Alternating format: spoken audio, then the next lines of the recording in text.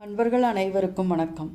சனிக்கிழமையும் சங்கடஹர சதுர்த்தி வழிபாடும் சேர்ந்து வருவது சனி பிரதோஷ வழிபாட்டிற்கு இணையான பலன்களை கொடுக்கக்கூடியது. வாழ்வில் உள்ள அனைத்து விதமான இடர்பாடுகளையும் நீக்கக்கூடியதே சதுர்த்தி விரதம். இதில் தேய்பிறையில் வரும் சதுர்த்தியை சங்கடஹர சதுர்த்தி என்கிறோம்.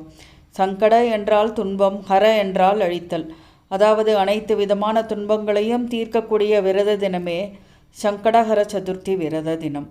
இதனால்தான் பெரும்பாலான பக்தர்கள் வளர்பிறை சதுர்த்தியை விட தேய்பிறை சதுர்த்தியில் விரதம் இருந்து விநாயகரை வழிபடுவது வழக்கம்.